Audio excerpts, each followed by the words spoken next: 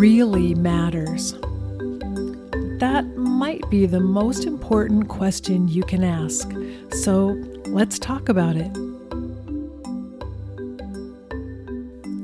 Welcome to What Really Matters podcast with your host, Karen Wyatt, the show where we talk about everyday spirituality. I'm glad you're here with me for this episode, which is the fourth part and final part in a series I've been sharing with you called The Dance of Life and Death.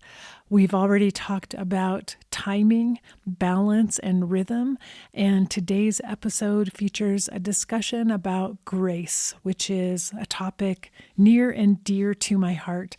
If you haven't listened to the previous 3 episodes, you might want to go back now and listen to those because this talk on grace really kind of ties up the whole topic of this dance of life and death. So I hope you find something here that you can use on your own path as you are journeying forward toward higher consciousness, toward deeper meaning in your life.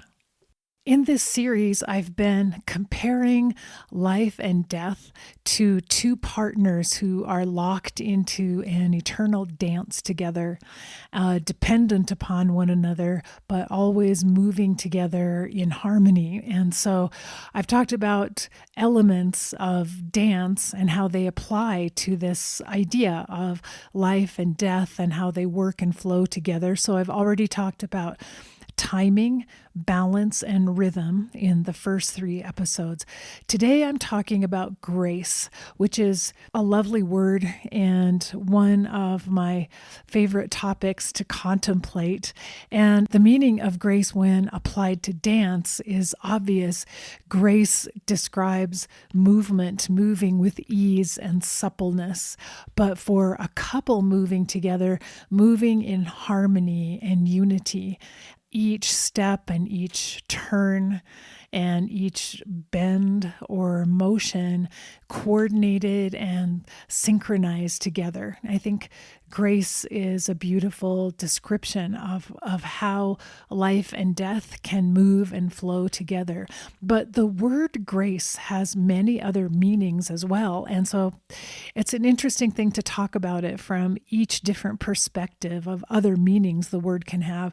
So not only does grace apply to movement, but grace can also mean mercy or forgiveness. So it's often used in a religious context, the grace of God that pours down upon us. It can mean divine assistance, where through the grace of something greater than us, we receive help and the right things happen, kind of a serendipity or synchronicity that happens at the right time to assist us when we are in need. It can also mean a short prayer of thanks, the grace that we say before meals. So I love it that this one word has so many different connotations to it, and we use it in many different ways in our language. And I think it's important to be able to apply it in all of those perspectives when we're looking at life and death. And so to begin with this idea of moving with ease and suppleness as a form of grace, throughout my life, I've always had an image for myself of wanting to live lightly upon the earth. And I can now say, as I've had many years to contemplate death as well as life, I really strive to have my death as well as my life be filled with dignity and grace. I long to live and die in a way that is gentle, has ease about it, and has a flow to it that makes it comfortable for me, but also for other people who are going through the process. I also, when I talk about living lightly, I'm referring to my desire to not take from the earth or from others or from life itself more than I actually need. I want to live in a place of spareness, I guess I could say, and responsibility where I receive whatever I need for my life, but I don't take or demand or ask for more than that. I take what is needed and use that to build my own life of beauty. And so that for me is how I look at this idea of living gracefully upon the earth and also dying with grace. And we'll talk a little bit more about some of the things that we can do, some steps that we can take to help us work toward living and dying with grace. But one aspect of grace I wanted to emphasize is that grace is always something that is given to us freely. Grace is a gift. It isn't earned. It isn't asked for. It's given freely. And I found an anonymous quote online that I really love that says, "Watch a flower opening in the morning. Just go on watching. This is grace. There is no effort at all. The flower just moves according to nature."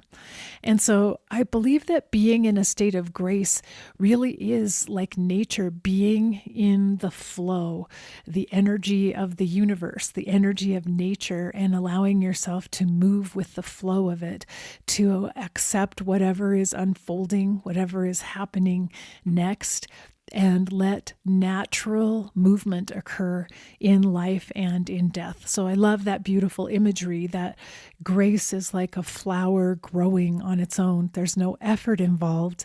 There's no reward system. There's no deserving or earning its growth. The flower is just participating in the flow of nature and the flow of energy and creativity that takes place. So I also like thinking about that in terms of my idea of living lightly and gently and gracefully upon the earth and also dying in that same state. It's as natural as a flower blossoming in the sunlight, and it happens effortlessly. And again, we'll talk more about how do you get to a place where you can participate in a graceful life and a graceful death, because I do have some suggestions for that. But I wanted to share a really powerful insight that I had when I was watching the Broadway musical Dear Evan Hansen. And I won't really go into the story of that particular show because that would take us off on a tangent somewhere else. But there is a song in the show called "You Will Be Found." And the lyrics for this song, just from one verse of the song says, "Even when the dark comes crashing through, when you need a friend to carry you, and when you're broken on the ground, you will be found."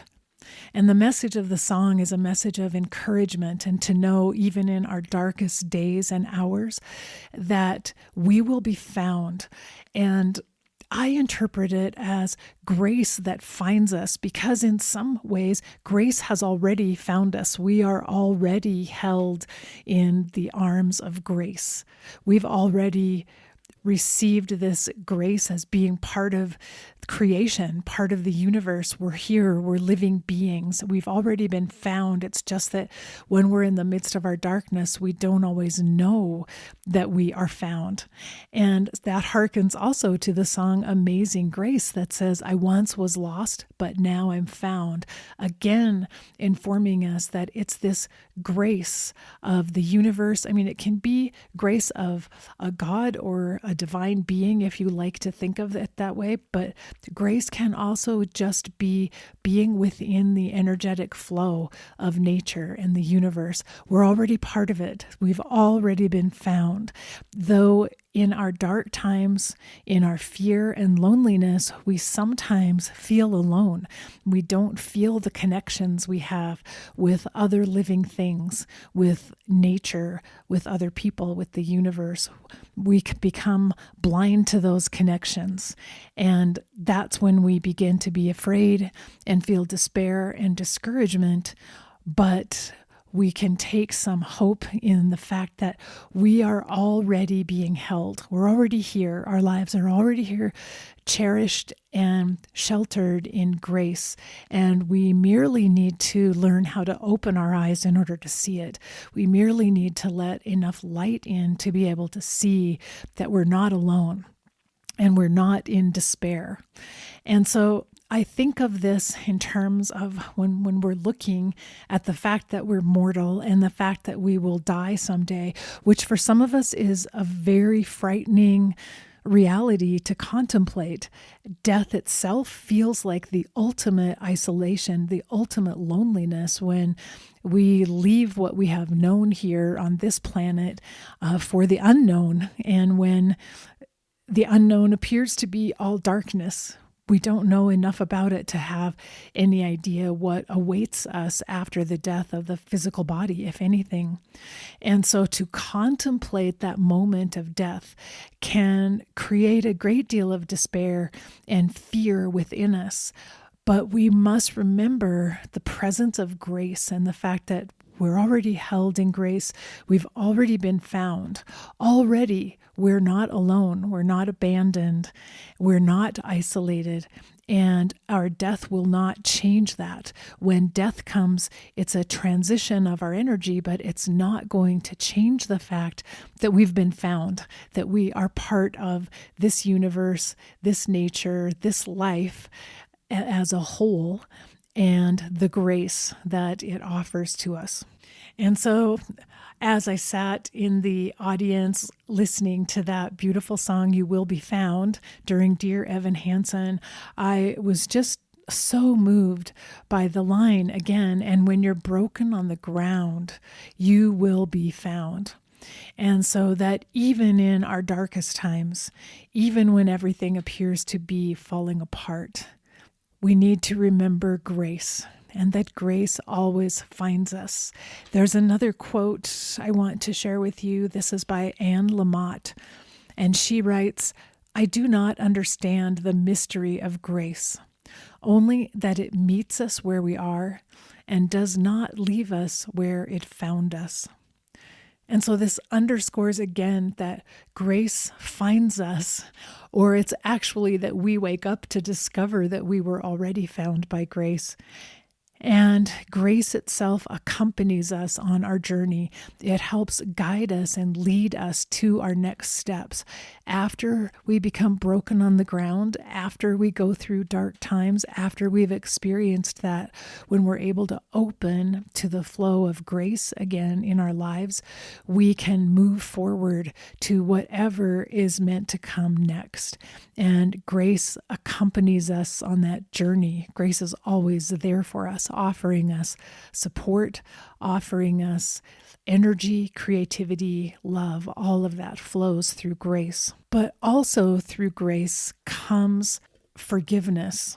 And in a religious sense, this is usually talked about as forgiveness from God, that comes from God.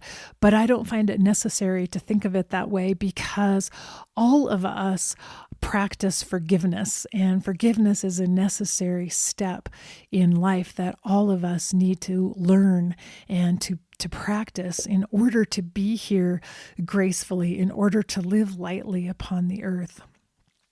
And so I had another insight when I was watching the musical Hamilton, because there's a beautiful sub-story within the story of Hamilton, which is about the death of Alexander Hamilton's son. And he dies in a duel when he's defending his father's honor. And so I love it that Lin-Manuel Miranda chose to include this episode from Alexander Hamilton's life. And he really showed the devastation and the brokenness of Alexander and his wife Eliza as they coped with the death of their son Philip. And it broke apart their relationship initially. And there was another lovely song in that musical. It's called It's Quiet Uptown. But it talks about this idea of grace and forgiveness. During the song, it's depicting Alexander walking alone, just bearing the weight of his terrible grief and the disruption that's happened in his marriage life and his career because of the grief over his son's death. And the lyrics from this song say, "There are moments that the words don't reach. There is suffering too terrible to name." And again, a little later on, the chorus repeats, "There are moments that the words don't reach. There is grace too powerful to name." And it goes on to say, "Forgiveness, can you imagine? Forgiveness." And so in the musical, it's depicting Eliza and Alexander coming together again in forgiveness. But the song underscores this: they are going through the unimaginable. And I love that word unimaginable being applied to such deep and devastating grief as the loss of a child. It's simply unimaginable. Nothing can prepare us for that kind of crisis in our lives, for that kind of breaking apart and destruction that can take place in life. And yet it shows this couple as they work through the pain together, they work through the blame that they may have felt toward themselves and toward one another, to find a place of forgiveness. And again, the lyrics of the musical name this forgiveness a grace that's too powerful to even name or talk about. So I wanted to emphasize that aspect of grace as well. The ability to forgive another person and the ability to let go of blame for the deep pain that life can cause us. That is a form of grace. It's not earned. It's not deserved. It's given freely. And that's the power of forgiveness, when we give it freely to another person in order to restore harmony, in order to return to grace, to return to the natural flow of life. That is pure beauty and pure love. And so once again, there I sat in the theater watching this profound story unfold on stage and hearing these lyrics, knowing at that time that I'm going to be recording this episode on grace, and feeling like, wow, I just got this inspiration of something that I need to share, that I need to repeat when I'm talking about grace. So this is the idea of grace as ultimate forgiveness of ourselves, forgiveness of life, forgiveness of God, forgiveness of other people, forgiveness for the flow of life and what it brings to us, which sometimes is unimaginable and unbearable. But grace is what allows us to continue to move on and to continue to grow and to move ourselves back toward that flow of life, back toward harmony, back toward unity with other people. And so to return to my idea of grace as living and dying with ease, lightly and gently upon the earth, I wanted to tell you just a little story of a friend of mine who was dying. She lives in my community and we'd known each other for years, and she was dying of breast cancer. And so I visited with her many times and was part of her journey throughout her cancer, through her recurrence that she had, and then also through her dying process when she went on hospice. And so I had a chance to witness her spiritual struggle with the idea of dying and leaving behind her children, and seeing her grapple with each phase of illness and of the dying process also, as she tried to learn from it and to transcend it and to become the best person she could be, even as she was dying, which she did accomplish. She was absolutely radiant and beautiful and pure love in the last weeks of her life. It was an amazing thing to see. And the very last time that I saw her before she died, She could barely speak over a whisper, but she called me to come closer to her so I could hear what she wanted to say. And she said, "I'm not sad that I'm dying. Is that okay?" And I said, "Yes, yes, that's beautiful, because you are in this flow of life.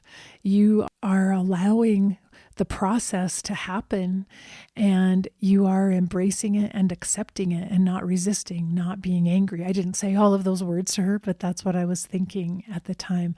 And then she smiled at me and she said, "I'm dissolving." And I was blown away to hear that word. And it made so much sense to me, because that is what the dying process really looks like to me, as if the physical body, the ego, the mind, all of the representations of who we think we are dissolve away gradually throughout the dying process, and that it's really this beautiful dissolution as the physical aspect of our bodies and natures and our beings gradually falls apart and fades away to leave behind just our pure souls.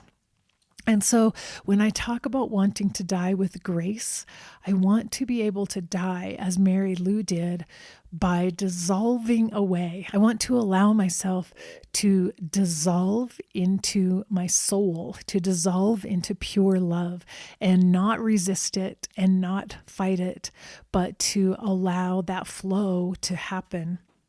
And for me, that is what dying with grace and dignity will mean for me. Now, I thought of the poem by Dylan Thomas, "Do Not Go Gently Into That Good Night," where he says, "Rage, rage against the dying of the light." So I realized that my ideal of dying gently, dying with grace and dignity, dying lightly and easily in being in the flow of life, that may not be right for everyone, because Dylan Thomas certainly didn't care for that idea at all. He felt that we should love life and cling to life so much that we rage at the prospect of it fading away from us. And so I can accept that. I can accept that other people feel their way of showing honor for this life and what it has meant to them is to fight against dying. And I can honor that completely for other people. It just is not the image that I carry for myself of how I view wanting my dying to be. But there's room for all of that. There's room for everyone to have their own vision and to see for themselves the path they would like to follow at the end of life and toward their dying.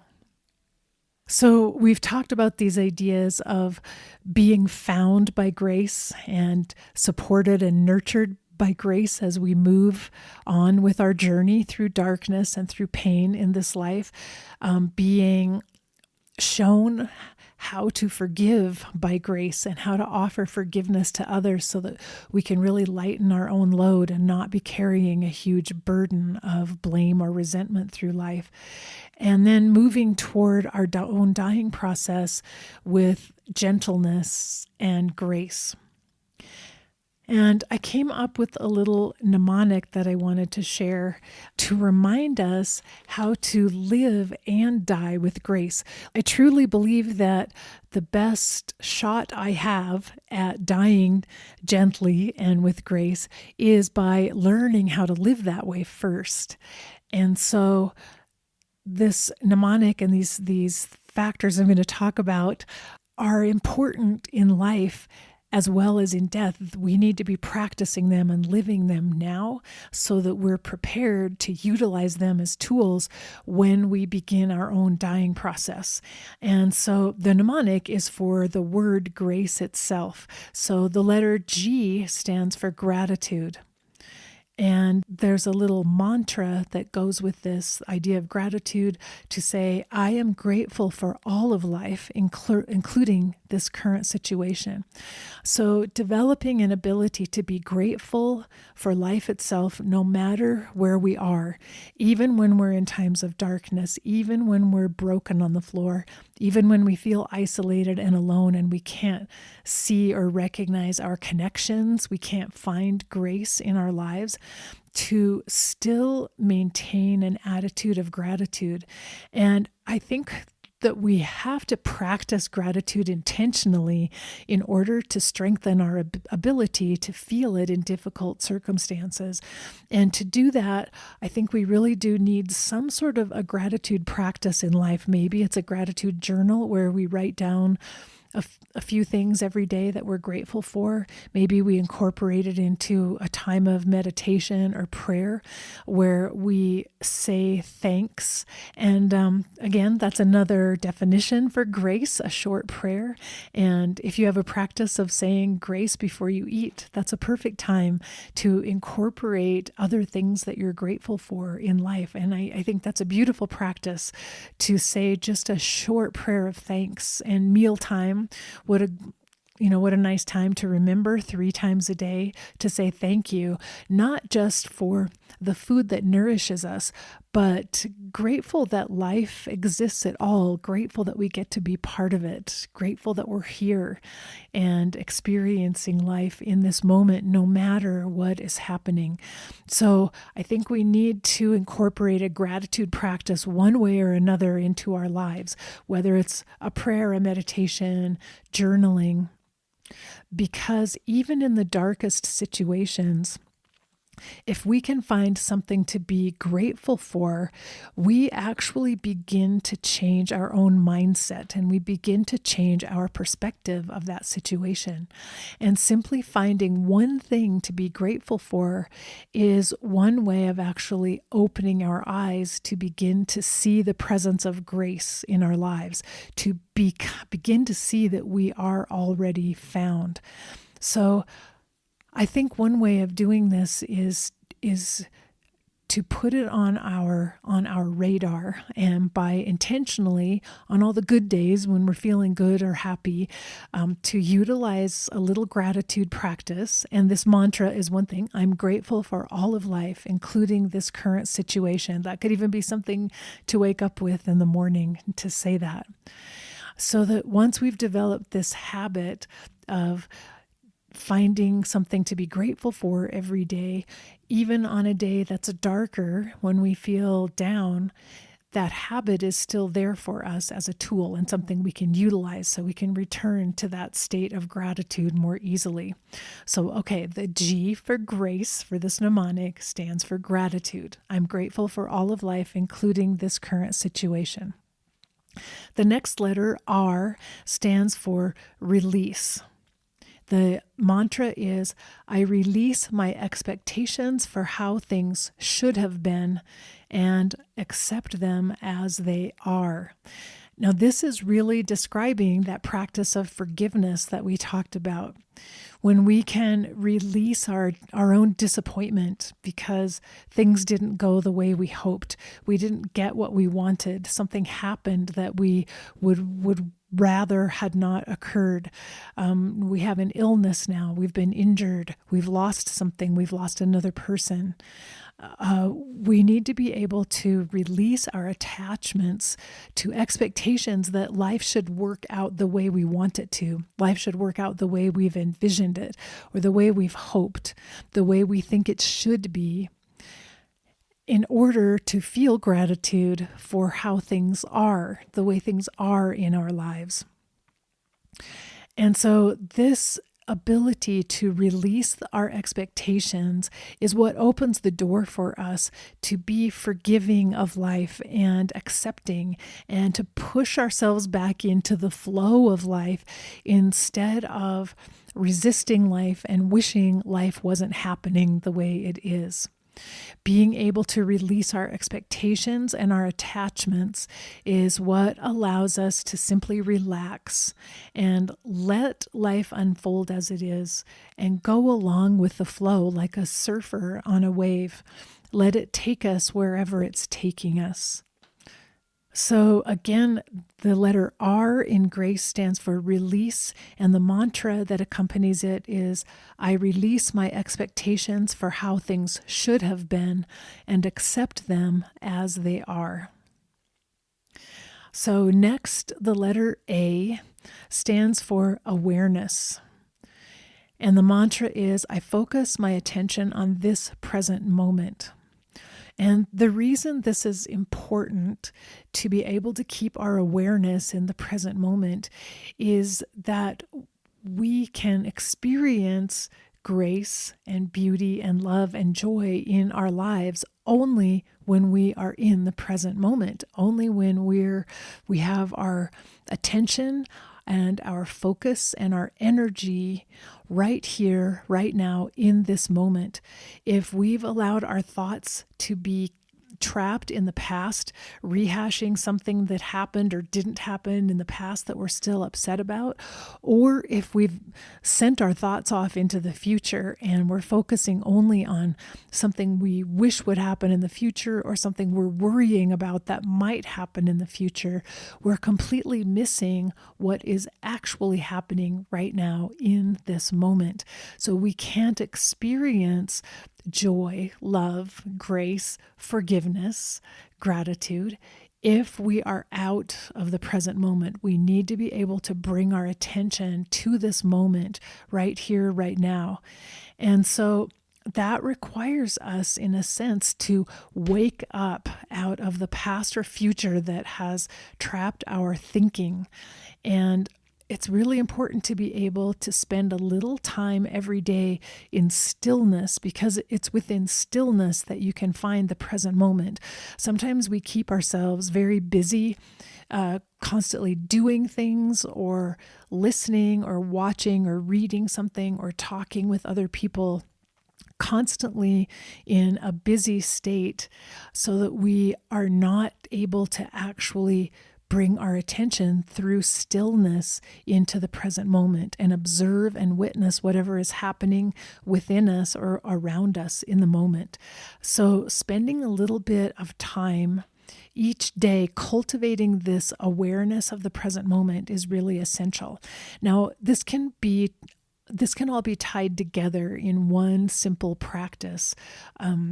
Getting still, using deep breathing, take a few deep breaths, which helps us focus our attention on the present moment. It brings our awareness into our physical body first as we watch our lungs expand and contract with each breath. And it helps us become still and quiet and present.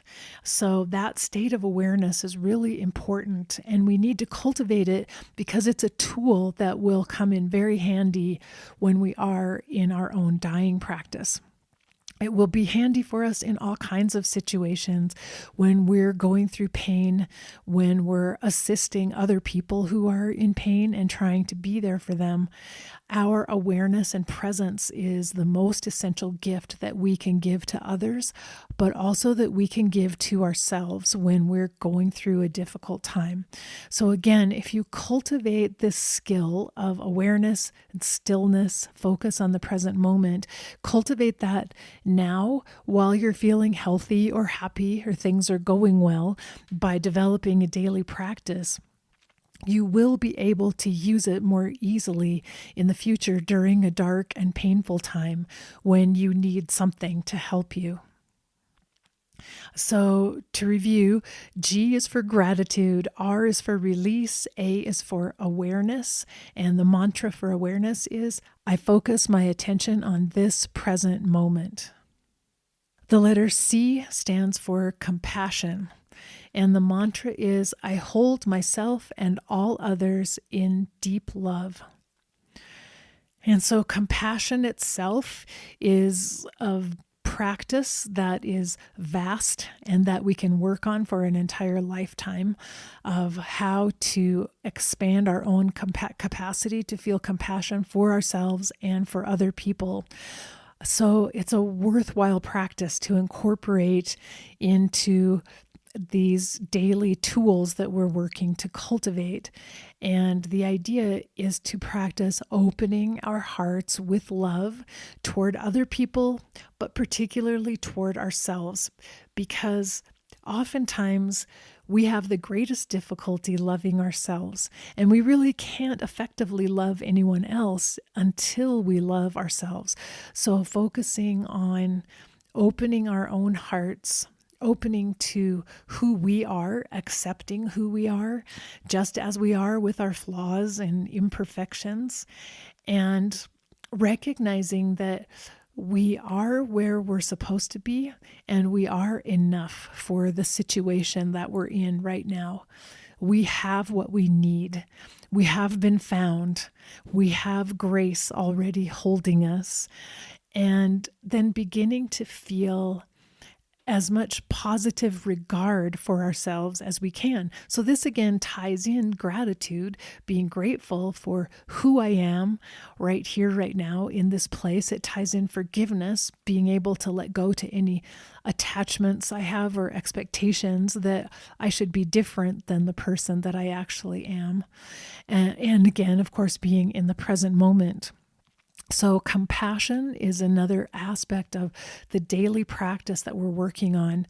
And I have done an episode in the past on compassion, and I will link to that in the show notes for this episode. Again, the show notes are at eolupodcast.com, and you can take a look and find a link if you want to listen to a previous episode where I talked in more detail about compassion and how to develop compassion. So that's the letter C. And finally, the letter E stands for equanimity. The mantra is, I seek the place of stillness and calm that exists within me. And so once again, this is all about being in the present moment, but cultivating the part of ourselves, the higher wisdom, the higher mind or higher consciousness within us that is always still and always observing us. That when we can get into a state where we're in touch with that higher aspect of ourselves, we can very quickly bring us to that place of stillness in the present moment where we can work on compassion and gratitude and forgiveness. And so learning how to develop this equanimity and find the stillness within us is part of this practice. And all 5 of these elements go together. As you can see, they're all intertwined. We work on all of them at once. And so I just wanted to give you the mnemonic, though, so that you could remember which aspect you might need to work on, which tool might you need to emphasize on a particular day or at a particular time. And so equanimity is this ability to remain calm even in the face of adversity, even when things are going wrong and everything is falling apart. If you can maintain equanimity in these terrible, disastrous times, you will have at your disposal all the other tools we've been talking about. You will have compassion. You will have gratitude. You will have forgiveness. You will have deep awareness if you can remain calm. And the way to achieve equanimity and the way to strengthen it within yourself, again, is to develop a daily practice where you seek it and seek to be in this place of calmness during the time of your practice. So again, the mantra for equanimity is, I seek the place of stillness and calm that exists within me. What's important to notice about this mantra is that you already have a place of stillness and calm within you, even if you're not aware of it, even if you've never experienced it, and even if that sounds foreign to you, you already have that place within you, just as you've already been found by grace. You already have stillness and calm within you. You just may not have discovered it yet. And so the purpose of a practice is to help you open up your mind and your awareness so that you can recognize the stillness that's already there within you. So I'm going to reiterate these 5 things from this mnemonic for grace.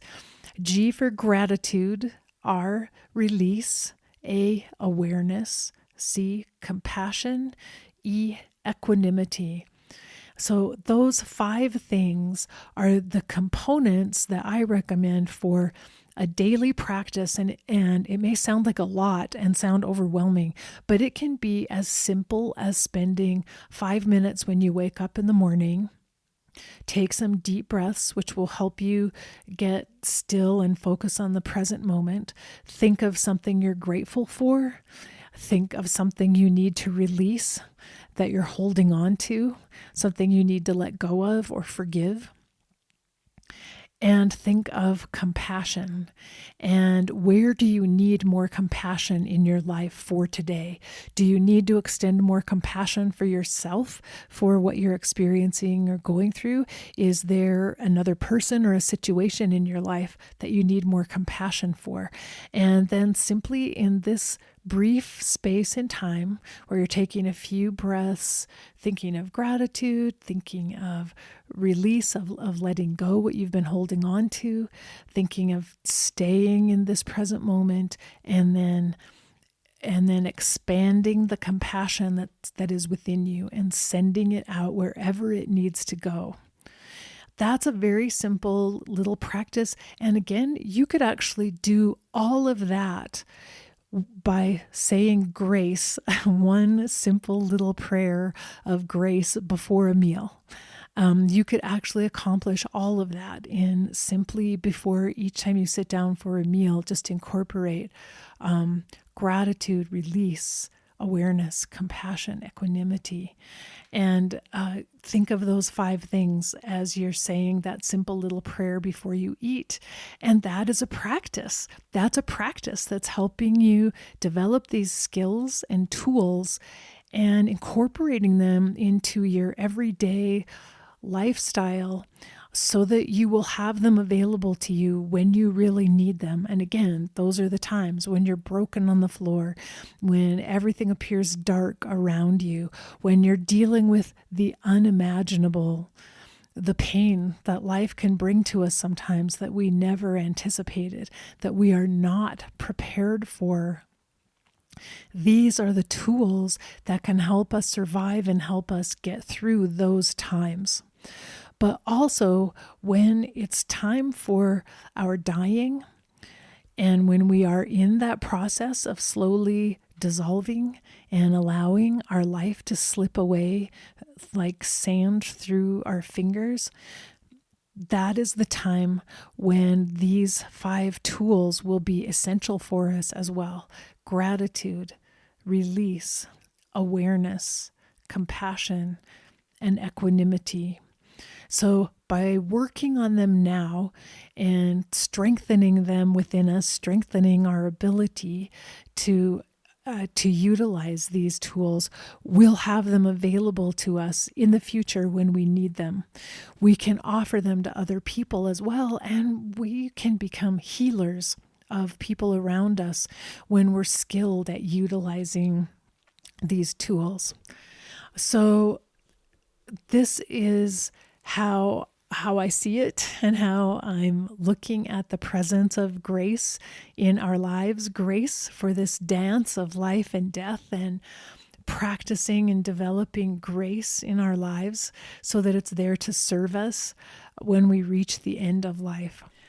So until we're together the next time, remember that we're here for love. That's what this entire journey is really about, learning how to love others and love ourselves as deeply as possible. So face your fear, be ready for whatever life brings you next, and love each and every moment of your precious life. Bye-bye.